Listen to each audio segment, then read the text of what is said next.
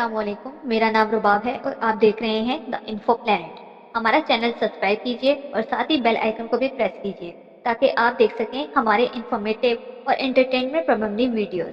سب سے پہلے دوستو، اکثر ہمارے ذہن میں یہ سوال جنم لیتا ہے، یہ کائنات کتنی بڑی ہے؟ شاید اتنی بڑی کہ لفظ بڑا بھی بہت چھوٹا ہے۔ اب تک سب سے طاقتور دوربین خبر صرف 3000 کہکشائیں دیکھ پائی ہیں، جو 12 ارب نوری سال کے دائرے پر پھیلی ہوئی ہے۔ ایک نوری سال کا مطلب وہ فاصلہ ہے جو روشنی 1,86,000 میل فی سیکنڈ کی رفتار سے ایک سال میں طے کرتی ہے۔ یعنی اس وقت آسمان پر جو ستارہ چمک رہا ہے، اگر وہ زمین سے ایک نوری سال کے فاصلے پر ہے تو اس وقت ہمیں جو اس کی چمک نظر آ رہی ہے وہ ایک سال پرانی ہے۔ ہمیں بچپن میں سے پڑھایا جاتا ہے کہ زمین نظام شمسی کا تیسرا بڑا سیارہ ہے، اور یہ نظام شمسی عطارد، زہرہ، مریخ، زمین، نیپچون، یورینیس، پلوٹو، زحل اور مشتری نام سے 9 سیاروں پر مشتمل ہے جو سورج دادا کے گرد چکر لگا رہی ہے۔ اور ہمارا یہ سورج اتنا بڑا ہے کہ اس کی سطح پر ایک قطار پر ہمارے سیارے جتنی 109 زمینیں سما سکتی ہیں۔ لیکن ہمارا یہ نظام شمسی اگر کائنات کے لغو تک میدان میں رکھ دیا جائے تو پھر اس کا حجم اس میدان میں پھیلی گھاس کے ایک تنکے کی آدھی نوک سے بھی کم ہے۔ ہمارا نظام شمسی جس کہکشاں کا حصہ ہے اس کا نام ہم نے ملکی وے فرض کر لیا ہے، اور کہکشاں اتنی بڑی ہے کہ ہمارا نظام شمسی اس کے انتہائی سرے پہ ایک ذرے سے زیادہ بڑا نہیں ہے، جیسے ننگی آنکھ سے بمشکل دیکھا جا سکتا ہو۔ ہمارا سورج اپنی ہی کہکشاں کے مرکزی حصے سے 30,000 نوری سال کے فاصلے پر واقع ہے۔ اس طرح کی کہکشائیں اور کتنی ہیں کوئی نہیں جانتا۔ ہم اپنی آسانی کے لیے فرض کر لیتے ہیں کہ یہ 1 ارب سے زائد ہے۔ اپنی اس کہکشاں کے جن چند ستاروں کے بارے میں ہم اب تک دور بیٹھے جان پائے ہیں، ان میں سے ایک ستارہ وائس کینس میچیورس ہے۔ یہ ہم صرف 3,900 نوری سال کے دور ہی پر ہے۔ اس کے اتار کا اندازہ 1 ارب 98 کروڑ کلومیٹر لگایا گیا ہے، یعنی اس میں ہماری زمین جیسی 6,46,000 زمینیں آسانی سما سکتی ہیں۔ اس ستارے سے بڑے اور کتنے ستارے صرف ہماری اپنی کہکشاں میں ہم ابھی نہیں جانتے۔ چنانچہ ایک دیگر ارب سے زائد کہکشاؤں کا تو ذکر ہی فی الحال فضول ہے۔ اب اگر ہمیں اپنی کائنات میں اپنی اوقات کا اندازہ ہو گیا ہوگا تو آئیے زمین پر اتر آتے ہیں۔ کائناتی کیلنڈر کے پیمانے سے دیکھیں تو یہ زمین محض 1 گھنٹے پہلے وجود میں آئی، یعنی صرف 4.5 ارب سال پہلے، اور اس میں زندگی کے ابتدائی اعصاب صرف 45 منٹ پہلے ہی پیدا ہوئے، یعنی صرف 3.5 ارب سال پہلے، اور آپ ہم صرف 15 سے 20 منٹ پہلے پیدا ہوئے، یعنی کوئی 1.5 ارب سال پہلے۔ لیکن ہمارے عقل الامان والحفیظ ارسطو اور ڈولمی جیسے علماء سمیت ہم سب کو ابھی 600 برس پہلے تک ذہن میں تھا یہ زمین ہی کائنات کا مرکز ہے، اور وہ تو اوپر نیکس نے 16ویں صدی یہی کہہ کر نشر خراب کر دیا کہ زمین تو سورج کی کرایہ دار ہے اور دن رات اس کے پیچھے پیچھے ہی گھومتی ہے۔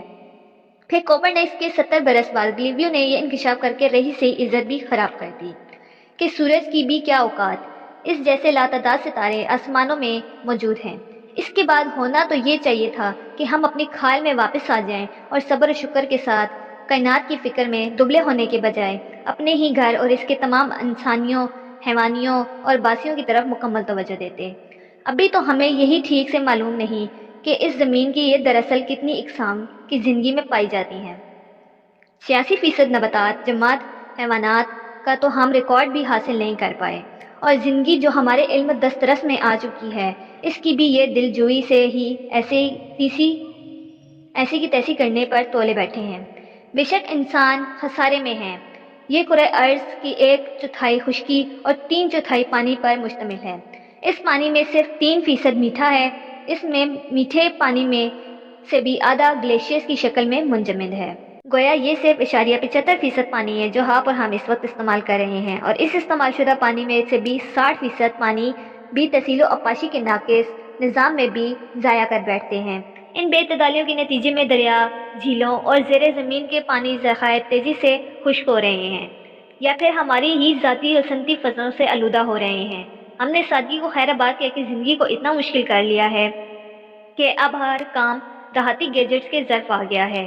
یہ گیجٹس مفت میں نازل نہیں ہوتے، بلکہ زمین میں چھپے معدنیات اور زمین کے اوپر نباتات سے تیار ہوتے ہیں۔ ان میں سے آدھے گیجٹس اور آلات یقیناً کارآمد ہیں، مگر آدھے اگر نہ بھی ہوں تو بھی زیادہ فرق نہیں پڑتا۔ لیکن 10 کام کی اشیاء کے مقابلے میں 9 فضول اشیاء کی تیاری کا زخم زمین کا سینہ یعنی نباتات و حیوانات کی شکل میں اور زمین کے پیٹ یعنی معدنی کی زائر کی شکل میں بھگت رہا ہے۔ نتیجہ ایک دن زمین کی موت کی صورت میں نکلے گا۔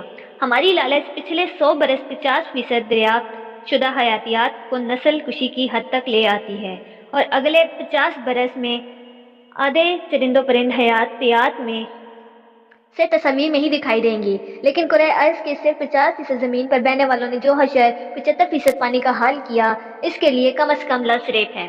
سمندر میں تیل کی تلاش رساؤ فضلی کی مسلسل عکاسی نے آدھی ساحلی علاقوں کو آلودگی کے بخار میں مبتلا کر دیا ہے۔ اگلے 35 برس میں سمندری حیاتیات کا گھر کہلانے والے کلوروفلنز فیصد تک ختم ہو چکے گی۔ پچھلے 45 برس میں قابل خوراک مچھلیوں کی تعداد آدھی رہ گئی ہے، لہٰذا اب اسے ٹرالیز سمندر میں اتار لیا جا رہا ہے، جن کے ہاتھ 2000 میٹر لگ 7000 فٹ کی گہرائی میں موجود شکار تک پہنچ سکتے ہیں۔ بحر الکاہل میں اب سے 50 برس پہلے تک اربوں بلوفن ٹونا مچھلی تھی، آج ان کی تعداد محض 40,000 رہ گئی ہے۔ ہمارے ہی کارخانوں نے ان سے اس قدر آلودگی خلا میں جمع کر دی ہے کہ موسمیاتی سائیکل بھی پاگل ہو چکا ہے، اور سمندر کی روزمرہ بغاوت تو معمول بنتی جا رہی ہے۔ خشکی اور بحری وسائل کے ایسے ریپ کے باوجود دنیا کی 1/3 آبادی اگلے کھانے کے لیے فکر مند ہے۔ 1/3 بچے سکول نامی پرندے سے ناواقف ہیں، اور آدھی آبادی کا آدھا بجٹ بیماریوں کو قابو میں رکھنے کا ظرف ہو جاتا ہے۔ پینے کا پانی بوتل میں بک رہا ہے اور بنیادی غذاؤں کے بیج پینٹ کر کے بیچا جا رہا ہے، اور ایک مربع کلومیٹر مالکیت ریاستوں پر ایسی جنگیں ہو جاتی ہیں جیسے یہ مربع کلومیٹر قبر میں ان کے ساتھ جائے گی۔ ہر تہذیبی گروہ کو سوائے اپنے سب کی نجات کی فکر ہے، اور وہ اس فکر میں باقی دنیا کو مزید جہنم بنانے میں تلا بیٹھا ہے۔ ہم خود سے تو سنبھالے نہیں جا رہے، مگر مریخ پر پانی کی تلاش کر رہے ہیں۔ مخلوق خدا کی آنکھیں پڑھنے کی بجائے دیگر سیاروں میں اپنے جیسے ذہین مخلوق کے سگنل وصول کرنے کا انتظار میں ہیں، مگر یہ سوچنے سے قاصر ہیں کہ ہو سکتا ہے کہ کسی اور سیارے کی مخلوق بھی ہمارے زمین پر یہ تحقیق کر رہی ہو کہ اگر یہاں طرح طرح کی رنگ زندگی کے باوجود عقل کیوں عنقا ہے۔ دوستو، اس بات کو سوچیے گا اور اس ویڈیو کو اپنے دوستوں کے ساتھ شیئر کیجیے گا، اور کمنٹ باکس میں ہمیں اپنی تجاویز سے آگاہ کیجیے گا۔ ہماری اگلی ویڈیو تک آنے کے لیے اپنا اور اپنے پیاروں کا ڈھیر سارا خیال رکھیے گا۔